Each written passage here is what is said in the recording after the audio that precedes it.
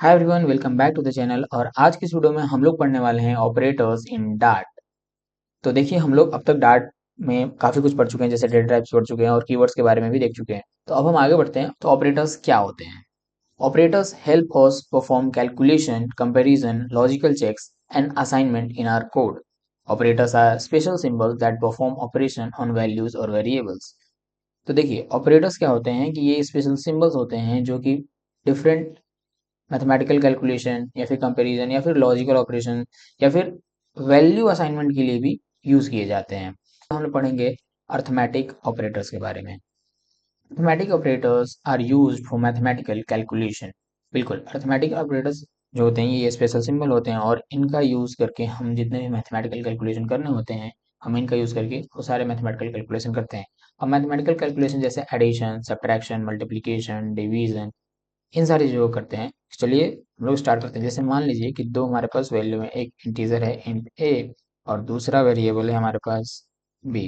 ठीक है, तो ए में मैंने 10 असाइन कर दिया और बी में 5 असाइन कर दिया। और चलिए हम इस पे सारे मैथमेटिकल ऑपरेशन परफॉर्म करते हैं। जैसे अगर मुझे इनको ऐड करना हो या फिर इनका सम मुझे फाइंड करना हो, तो इसके लिए मैं क्या करूँगा? मैं करूँगा ए प्लस बी।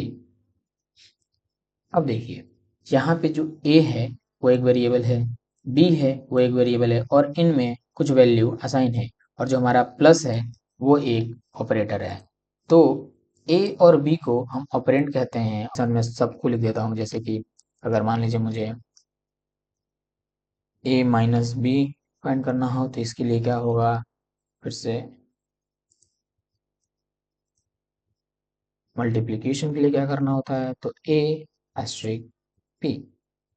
डिवीजन के लिए क्या करना होगा? a divided by b। अब ये तो हो गए हमारे एडिशन, सब्ट्रैक्शन, मल्टीप्लिकेशन और डिवीजन। लेकिन एक चौथा जो मैं आपको बता दूं वो होता है, इसको हम लोग क्या कहते हैं? इसको हम लोग कहते हैं इंटीजर डिवीजन। इंटीजर डिवीजन का क्या मतलब है, मैं आपको एक मिनट में समझाता हूँ। पहले मैं इसको प्रिंट करता हूँ और इसकी क्या आउटपुट आती है वो देखिए आप। अब यहाँ पे देखिए, यहाँ पे सबसे पहले आया है 15, जो कि सही है। 5 ये भी सही है। यहाँ पे आया है 50 मल्टीप्लीकेशन के लिए, ये भी सही है। और यहाँ पे आया है 2.0 और यहाँ पे आया है 2, जबकि ये दोनों ही डिवीजन है। ये ये भी डिवीजन है और ये भी डिवीजन है, लेकिन इसको कहते हैं हम लोग इंटीजर डिवीजन। इसका मतलब ये है कि जब हम लोग ऐसे डिवाइड करेंगे तो जो हमारी आउटपुट आएगी वो डबल में आएगा। यहाँ पे आप देखिए, ये सारे इंटीजर हैं, यहाँ पे 2.0 लिखा हुआ है, इसका मतलब ये है कि ये डबल है। और ये जो है ये हमारा इंटीजर है। अगर आपको ऐसे भी नहीं समझ में आ रहा है, तो अगर मैं इसको दूसरे तरीके से समझाने की कोशिश करूँ, तो मान लीजिए मैं 5 को 3 लिख देता हूँ, और अगर अब आप प्रिंट करेंगे इसे, तो अब आप देखिए क्या आउटपुट आता है। यहाँ पे नोटिस कीजिएगा, तो यहाँ पे 3.333 और लास्ट में से 5 आया हुआ है।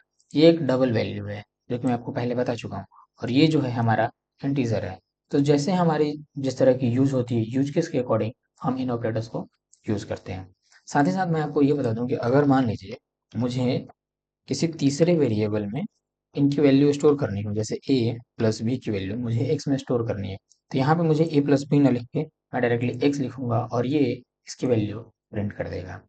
तो यहाँ पे एक चीज आप ध्यान दीजिएगा कि मैं इस एक्स का टाइप, ठीक है, इंटीजर यहाँ पे पहले लिख दिया हूँ। तो ये मुझे कैसे पता है कि जो एक्स में वैल्यू आएगी वो इंटीजर ही आएगी? क्योंकि यहाँ पे ए प्लस बी परफॉर्म हो रहा है, तो ये जो वैल्यू आएगा वो इंटीजर ही होगा। इसकी क्या गारंटी है?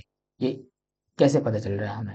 तो ये हमें पता चल रहा है यहाँ से कि जो ए है ये इंटीजर है, जो बी है ये भी इंटीजर है। तो जब हम इनको ऐड करेंगे तो जो इनका सम आएगा वो भी एक इंटीजर वैल्यू आएगी। इसलिए हमें पता है कि ये हम एक इंटीजर में स्टोर कर सकते हैं। लेकिन यहीं पे अगर मैं एक सी वेरिएबल लेता हूँ और इसमें मैं ए डिवाइडेड बाई बी स्टोर करने की कोशिश करूंगा, तो ये यहाँ पे एरर आएगा हमें। ये क्यों आएगा? क्योंकि जो ए डिवाइडेड बाई बी है ये एक डबल वैल्यू रिटर्न कर रहा है, लेकिन हम जिसे में इसे असाइन कर रहे हैं वो एक इंटीजर है। तो ये जो वेरिएबल है ये इंटीजर है, लेकिन जो हमारा आउटपुट आ रहा है वो डबल आ रहा है, तो हम इंटीजर में डबल को स्टोर नहीं कर सकते हैं। तो इसको हमें लिखना होगा डबल। ठीक, तो इन चीजों को भी आपको ध्यान रखना है। मतलब ये हुआ कि अगर हमने ए और बी अगर इंटीजर ले रखा है तो जो हमारा एडिशन हो जाएगा, सब्ट्रैक्शन हो जाएगा, मल्टीप्लीकेशन हो जाएगा, ये तीनों तो इंटीजर आएंगे। लेकिन जो हमारा डिवीजन है ये हमारा डबल आता है। अगर हमें इंटीजर ही चाहिए तो फिर इसके लिए हम एक अलग ऑपरेटर यूज करते हैं एंड फिर अब हम यहाँ पे इसको इंट कर सकते हैं। तो अर्थमेटिक ऑपरेटर में एक और ऑपरेटर होता है जिसका नाम है मॉडुलस ऑपरेटर, जो कि मैंने वहां पे नहीं लिखा है, वो छूट गया था, मैं अभी इसको बता रहा हूँ। ठीक है, मॉडुलस इसको कहते हैं। मॉडुलस इसका सिंबल होता है ये परसेंटेज मार्क्स। ये क्या करता है, ये finds the remainder after dividing one number by another. यानी कि अगर हमारे पास दो नंबर है, ए इज इक्वल टू 10 और बी इज इक्वल टू 5, और अगर मैं ए मॉडुलस बी करता हूँ तो ये मुझे रिटर्न करेगा 0। अगर मैं इसको प्रिंट करके भी बताऊँ आपको, जैसे प्रिंट ए मॉडुलस बी, तो इससे क्या हमें मिलेगा, इससे हमें मिल जाएगा ए को जब हम बी से डिवाइड कर देंगे तो जो रिमाइंडर बचेगा वो आएगा। आइए मैं इसे रन करता हूँ। देखिए अब ये 0। जैसे मान लीजिए मैं इसको अगर 3 कर देता हूँ, अब क्या आएगा, देखिए 1। ठीक है, तो ये मॉडुलस ऑपरेटर है जो कि एक अर्थमेटिक ऑपरेटर है, और इसका सिंबल होता है परसेंटेज मार्क्स। और ये क्या करता है, ये हमें रिमाइंडर देता है एक नंबर को जो दूसरे नंबर से हम डिवाइड करते हैं, तो जो अगर रिमाइंडर आता है वो ये रिमाइंडर रिटर्न करता है। तो बस इतना ही इसके लिए। और अब हम आगे बढ़ते हैं और अब हम पढ़ते हैं रिलेशनल ऑपरेटर्स के बारे में। रिलेशनल ऑपरेटर्स क्या होते हैं? It compare to values and always return true और फॉल्स। जी हाँ, अगर हमारे पास दो वैल्यूज हैं तो उनको हम कंपेयर करने के लिए रिलेशनल ऑपरेटर यूज करते हैं। अब कंपेयर हम कैसे कर सकते हैं? जैसे अगर मेरे पास मान लीजिए इंटीजर ए है 10 और इंटीजर बी है 5, और हमें इनको कंपेयर करना है, तो हम किस तरह से कंपेयर कर सकते हैं? हम ऐसे कंपेयर कर सकते हैं कि ए बी के बराबर है क्या, या फिर ए बी से बड़ा है क्या, या फिर बी ए से बड़ा है क्या। बस यही दो चार तरीके हैं जिनसे हम कंपेयर कर सकते हैं, और रिलेशनल ऑपरेटर एग्जैक्टली यही काम करता है। और ये हमेशा ट्रू और फॉल्स ही रिटर्न करेगा, इसके अलावा ये कुछ भी रिटर्न नहीं करेगा। यानी कि इसकी जो रिटर्न टाइप होगी वो होगी बूल या फिर बुलियन। तो चलिए, अगर मुझे ये चेक करना हो कि ए और बी इक्वल हैं क्या, तो इसके लिए क्या यूज करना पड़ता है? तो देखिए, इक्वल के लिए हम करेंगे क्या, मैं यहाँ पे लिख देता हूँ सारी चीज। अगर मुझे इक्वल चेक करना है तो इसके लिए मैं यूज करूंगा डबल इक्वल टू।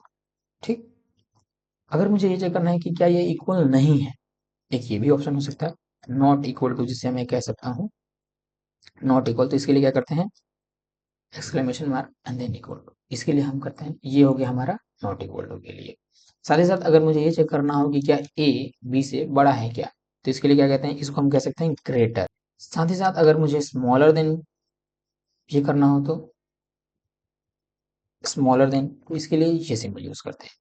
अब ये तो हो गया बेसिक चीजें। मान लीजिए अगर ऐसा हो कि ग्रेटर देन और, यहाँ पे छूट गया था, ग्रेटर देन और या फिर स्मॉलर देन और, यानी कि ग्रेटर देन और equal to and smaller than और इक्वल टू, ये भी आप कर सकते हैं। यानी कि ग्रेटर देन और इक्वल टू, इसके लिए क्या यूज करेंगे, ग्रेटर देन और इक्वल टू, ऐसे यूज करेंगे ये सिंबल। साथ ही साथ अगर आपको करना हो चेक स्मॉलर देन और इक्वल टू, तो इसके लिए क्या करेंगे, स्मॉलर देन और इक्वल टू। अब देखिए, बातें तो बहुत हो गई, चलिए मैं इसको एक एक करके प्रिंट करके दिखाता हूँ और क्या हमारा आउटपुट आएगा मैं वो देखता हूँ। सबसे पहले मैं चेक करूंगा कि क्या ए बी के बराबर है क्या। तो मैं इसको चेक करूंगा कैसे, प्रिंट, एक काम करता हूँ, मैं एक बूल नाम का वेरिएबल बना देता हूँ सी, और इसी में मैं सारी चीजें चेक करूंगा और मैं इसको प्रिंट करूंगा यहाँ पे, प्रिंट सी। ठीक है, सबसे पहले मैं चेक करता हूँ इक्वल टू ऑपरेटर। तो मैं इसको क्या करूंगा, यहाँ पे लिखूंगा ए इक्वल टू बी। ठीक, यानी कि जो सी है वो हमारा क्या स्टोर कर रहा है, या फिर सी में क्या असाइन हो रहा है, सी में असाइन हो रहा है इस ऑपरेशन का आउटपुट। ठीक है, ए इक्वल टू बी का आउटपुट जो है वो सी में असाइन हो रहा है। अब आपको पता ही है यहाँ से देखिए कि इसकी वैल्यू जो होगी वो क्या होगी, वो फॉल्स होगी। और इसका रिटर्न टाइप देखिए यहाँ पे मैंने क्या लिख रखा है, बोल। तो इसका आपको खास ध्यान देना है। यहाँ देखिए हमारा आउटपुट आ गया फॉल्स। इसको मैं थोड़ा क्लियर कर दूं। ठीक, अब हमने देख लिया कि इसकी जो आउटपुट आ रही है वो क्या आ रही है, फॉल्स आ रही है। अगर मान लीजिए मुझे ये चेक करना हो कि क्या ए बी के बराबर नहीं है, अब आप सोचिए इसकी आउटपुट क्या होगी। बिल्कुल, ए बी के बराबर नहीं है तो इसकी आउटपुट होगी ट्रू। तो अगर मैं इसको दोबारा से प्रिंट करूं तो अब आएगी ट्रू। तो ये दो चीजें हो गई। अब मुझे चेक करना है कि क्या ए बी से बड़ा है, यानी कि ए ग्रेटर देन बी। क्या ए बी से बड़ा है, तो इसकी क्या आउटपुट होगी, इसकी आउटपुट होगी ट्रू। यहाँ देखिए इसकी आउटपुट आ गई ट्रू। अगर मैं ये चेक करूं कि क्या ए बी से छोटा है, तो अब ये आएगा फॉल्स। देखिए यहाँ फॉल्स। अब यहाँ तक तो चीजें हो गई। अब इन दोनों का क्या मतलब है, ग्रेटर देन और equal to and smaller than और इक्वल टू। इसका मतलब ये होता है, अगर मैं यहाँ पे जैसे कि अभी है स्मॉलर देन, यहाँ पे और इक्वल टू कर दो, इसका मतलब ये होता है कि ए जो है, क्या बी से ए छोटा है या फिर इसके बराबर है। जैसे यहाँ पे अगर मैं 11 कर दूं, अब ये ट्रू हो जाएगा। अगर मैं ये हटा दूं तो ए इज स्मॉलर देन बी, और ये क्या हो जाएगा, ये स्टेटमेंट हमारा जो है ये ट्रू हो जाएगा। अगर मैं अभी यहाँ पे प्रिंट करूँ, तो यहाँ पे देखिए आउटपुट जो आ रहा है हमारा ट्रू आ रहा है। लेकिन अगर मैं इसको 10 कर दूंगा, अभी हमारा स्टेटमेंट ट्रू नहीं आएगा, ये आ रहा है हमारा स्टेटमेंट फॉल्स। इसका मतलब ये है कि जब भी हम ग्रेटर देन या फिर हम इक्वल टू चेक करते हैं, तो स्ट्रिक्टली ग्रेटर देन और स्मॉलर देन चेक करता है। अगर मैं यहाँ पे ए ग्रेटर देन बी करूँ, तो भी फॉल्स आएगा। देखो, ठीक है, क्योंकि ये दोनों नंबर इक्वल हैं, तो इसलिए ना ए बी से बड़ा है, ना ही बी ए से बड़ा है, तो इसलिए ये फॉल्स आ रहा है। तो अगर मैं यहाँ पे एक इक्वल टू का साइन लगा दूं, तो इसका मतलब ये हुआ कि क्या ए बी से बड़ा है या फिर ए बी के बराबर है। दोनों ही केस में ये मुझे रिटर्न क्या करेगा, ट्रू रिटर्न करेगा। तो अगर यहाँ पे अगर ए जो है वो बी से बड़ा तो नहीं है लेकिन बी के बराबर है, तो ये इसलिए क्या कर दिया, ट्रू रिटर्न कर दिया। मतलब आइदर वो ग्रेटर देन हो, यानी कि ये स्टेटमेंट ट्रू हो, या फिर ये स्टेटमेंट ट्रू हो। ठीक है, अगर कोई भी एक बात उसकी सही हो जाती है तो वो रिटर्न करेगा ट्रू, नहीं तो गलत, यानी कि फॉल्स। जब दोनों ही सिनारियो में ये चीजें फुलफिल नहीं हो रही होंगी, तभी ये फॉल्स प्रिंट करेगा। अगर इसमें से कोई भी एक ट्रू होता है तो ये ट्रू रिटर्न करेगा। अब हम लोग पढ़ने वाले हैं लॉजिकल ऑपरेटर्स के बारे में। अब देखिए लॉजिकल ऑपरेटर्स जो होते हैं ये मोस्टली यूज होते हैं कंडीशंस एंड इफ स्टेटमेंट में। अब कंडीशंस क्या होते हैं और इफ स्टेटमेंट क्या होता है, ये आप आगे पढ़ेंगे, ठीक है। बट मैं यहाँ पे आपको कुछ चीजें समझा दूंगा जिससे आप लॉजिकल ऑपरेटर समझ जाएंगे। देखिए, मैं यहाँ पे इंट ए ले लूँ जिसमें मैं 10 रखता हूँ, और इंट बी जिसमें मैं रख देता हूँ 5। अगर दो हमारे पास इंटीजर है और हमें इन दोनों को ये चेक करना है कि क्या ए बी से बड़ा है, जैसे कि मान लीजिए मैं अगर प्रिंट करता हूँ ए ग्रेटर देन बी, तो आपको पता है कि हाँ ये ट्रू रिटर्न करेगा।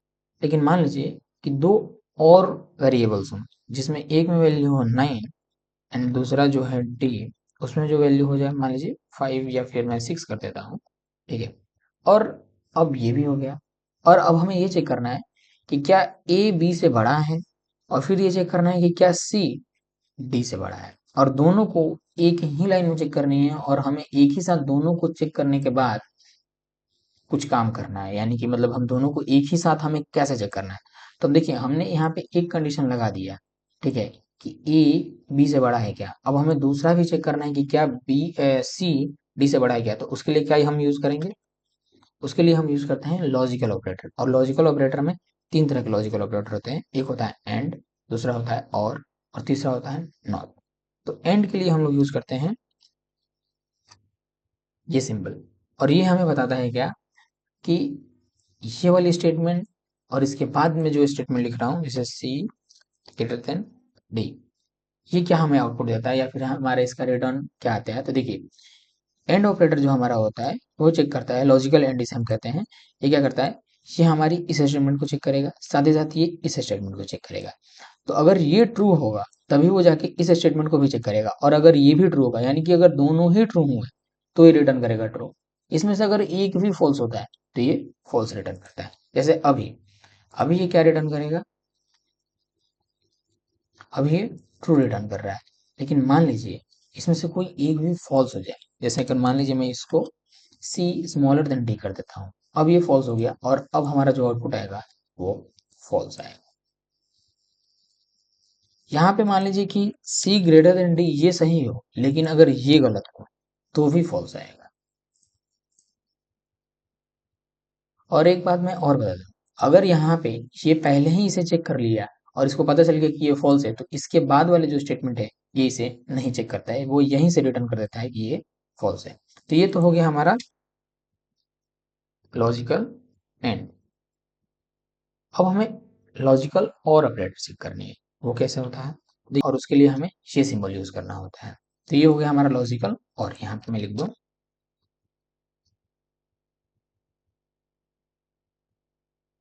एक।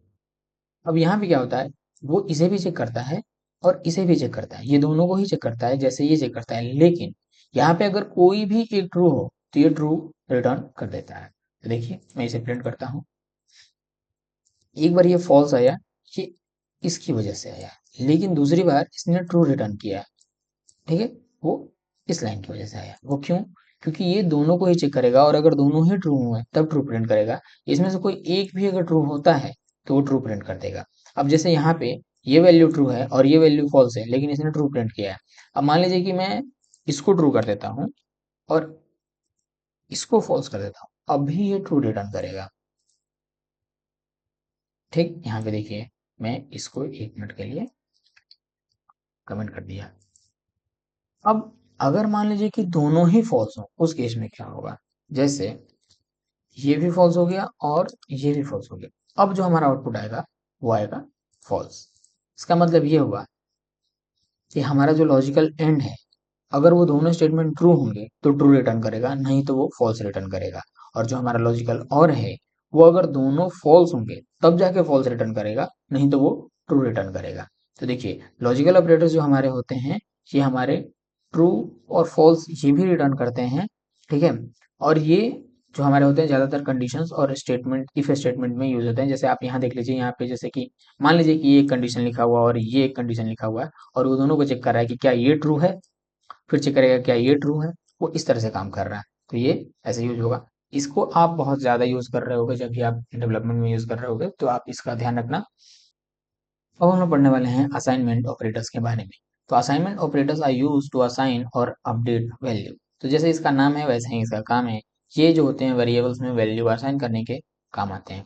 अब इसका कैसे होता है यूज, देखिए मैं बताता हूँ। जैसे हम लोग हमेशा से यूज करते आ रहे हैं इंट ए, और यहाँ पे हमें एक इक्वल टू का साइन यूज कर रहा हूँ और इसमें मैं कुछ वैल्यू स्टोर कर दे रहा हूँ।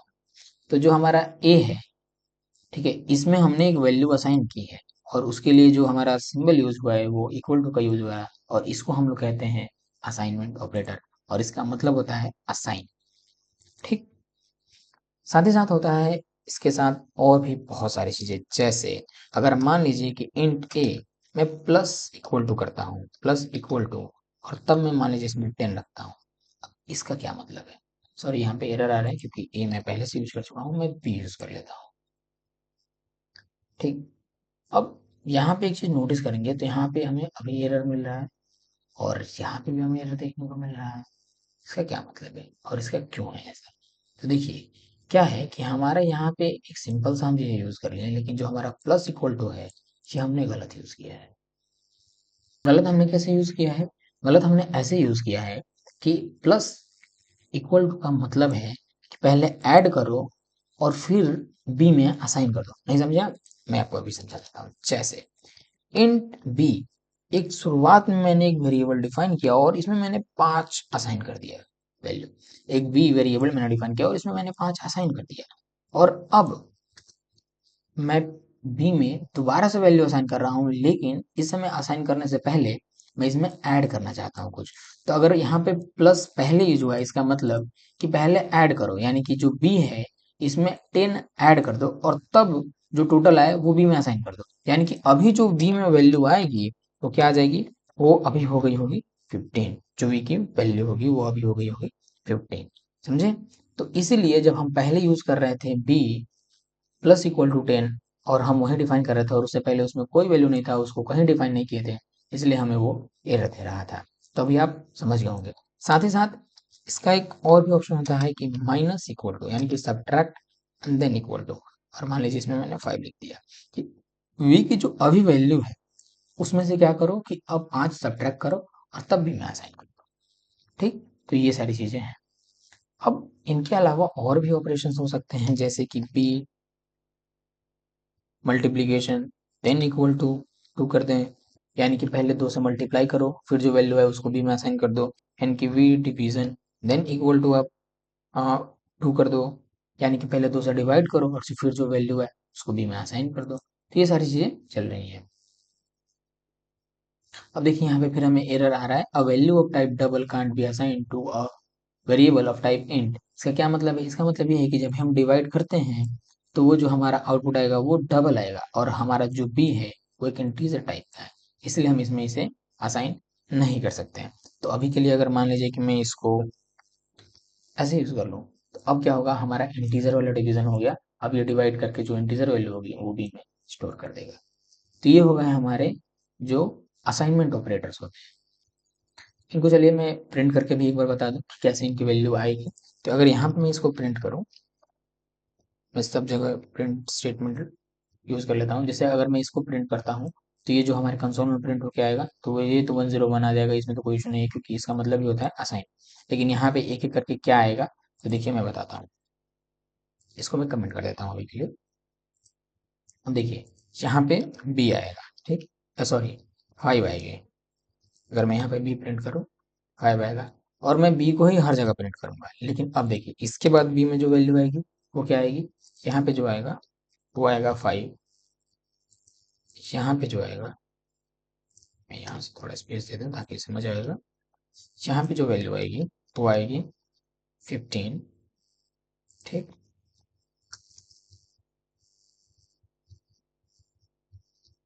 यहाँ पे जो वैल्यू आएगी, अब बताइए आप क्या आएगा। देखिए यहाँ पे क्या हुआ, यहाँ तक वैल्यू जो बी की थी वो हो गई 15। ऐसा नहीं कि इस वैल्यू पे काम करेगा, नहीं नहीं, जो अपडेटेड वैल्यू होगी वो उस पे काम करेगा। अब हमारी वैल्यू हो गई है 15, तो उसमें 5 सब्ट्रैक्ट कर देगा, यानी कि 10। अब बी की हमारी वैल्यू क्या आ जाएगी, यहाँ पे आ गई हमारी बी की वैल्यू 10। यहाँ पे क्या हो जाएगी बी की वैल्यू हमारी, अब बताओ, जो से अगर आप मल्टीप्लाई करो 10 को, तो ये हो जाएगा हमारा 20।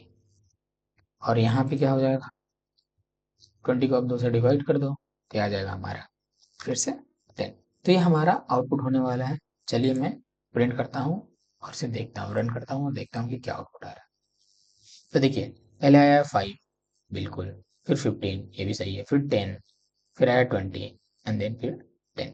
तो ये होते हैं हमारे असाइनमेंट ऑपरेटर्स। उम्मीद करता हूँ आप समझ गए होंगे। अब चलिए हम लोग आगे बढ़ते हैं।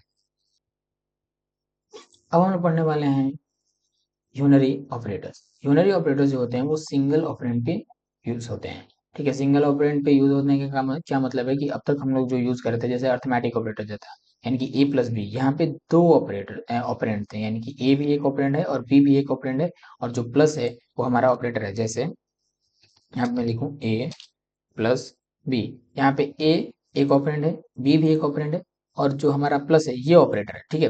तो एक सिंगल ऑपरेटर दो ऑपरेंड लग रहे थे और तब वो वहां पे यूज हो रहा था, ठीक है। लेकिन ये जो हमारा है वो सिंगल ही ऑपरेंड पे वर्क करता है।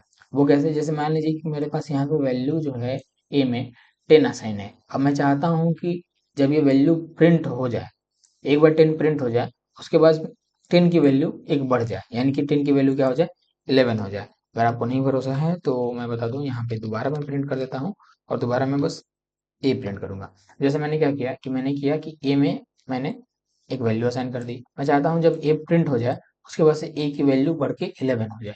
तो इसके लिए हम लोग इसको यूज कर लेते हैं, और इसको हम लोग यूजुअली कहते हैं इंक्रीमेंट ऑपरेटर, ठीक है। इसको कहते हैं हम लोग क्या, इंक्रीमेंट ऑपरेटर। अब देखिए यहाँ पे एक बार 10 प्रिंट हुआ क्योंकि मैं चाहता था कि यहाँ पे 10 प्रिंट हो जाए, और उसके बाद से मैंने प्लस प्लस की साइन लगा दी। इसका मतलब होता है सिंबल, इसका मतलब होता है इंक्रीमेंट, ठीक है, इंक्रीमेंट बाई 1। यानी कि जो यहाँ पे लिखा हुआ है ए प्लस प्लस, इसका मतलब होता है क्या, मतलब इसका मतलब होता है, यहाँ पे मैं लिख दूँ A is equal to A plus plus 1, ठीक है। यानी कि ए प्लस प्लस का मतलब होता है कि ए में एक बढ़ाओ और फिर ए में असाइन कर दो, ठीक है। ए प्लस प्लस का मतलब होता है कि ए में एक जोड़ो और जो वैल्यू है उसको फिर से ए में असाइन कर दो, तो ये होता है ए प्लस प्लस। अब ये कब होगा, ये जब एक बार यहाँ पे प्रिंट हो गया उसके बाद बढ़ा। अब आप सोच रहे होंगे कि ये ए प्लस प्लस लिखा हुआ है तो यही 11 क्यों नहीं हुआ, इसके बाद क्यों बढ़ा। तो इसको कहते हैं पोस्ट इंक्रीमेंट। पोस्ट इंक्रीमेंट का मतलब होता है कि जो ऑपरेशन मैं परफॉर्म कर रहा हूँ, ये ऑपरेशन हो जाने के बाद इंक्रीमेंट कर दो। इसका एक प्री इंक्रीमेंट भी होता है। अगर मैं यहाँ पे प्लस प्लस आगे ही लगा दूं, इसका क्या मतलब है? इसका मतलब ये है कि ऑपरेशन होने से पहले, यानी कि ये स्टेटमेंट रन होने से पहले 10 की वैल्यू बढ़ा दो, यानी कि ए की वैल्यू बढ़ा दो। तो अगर आप नोटिस करेंगे तो इसको अगर मैं कमेंट कर दूं तो यहाँ पे 11 प्रिंट होके आएगा। देखिए 11 प्रिंट होके आएगा। तो इंक्रीमेंट ऑपरेटर कहते हैं, इसमें दो तरह के होते हैं, एक पोस्ट इंक्रीमेंट एंड दूसरा होता है प्री इंक्रीमेंट। यानी कि अगर आपने पहले लगा दिया तो उसको प्री इंक्रीमेंट कर दीजिए, अगर आपने बाद में लगाया उसको पोस्ट इंक्रीमेंट कर दीजिए। ठीक है, तो ये अपने यूज के हिसाब से यूज करते हैं लोग, और जनरली हम लोग पोस्ट इंक्रीमेंट ही यूज करते हैं। कहाँ यूज करते हैं मैं आपको बता दूंगा, ये लूप में ज्यादा हम यूज करते हैं, आपको पता चल जाएगा आगे इसी सीरीज में। अब जैसे इंक्रीमेंट ऑपरेटर है, वैसे ही डिक्रीमेंट ऑपरेटर भी होता है। ठीक है, तो उसको भी मैं एक यहाँ पे बता दूं, जैसे ये है ए प्लस प्लस। अब आपको पता है कि ए प्लस प्लस के बाद अब ए की वैल्यू जो है यहाँ तक आते आते 10 हो चुकी है, यानी कि एक बार यहाँ पे ए प्लस प्लस चला, यानी कि अब ए की वैल्यू जो सॉरी 10 था तो अब 11 हो चुका है। अब मैं चाहता हूँ कि यहाँ पे फिर से जो वैल्यू हो वो 10 हो जाए।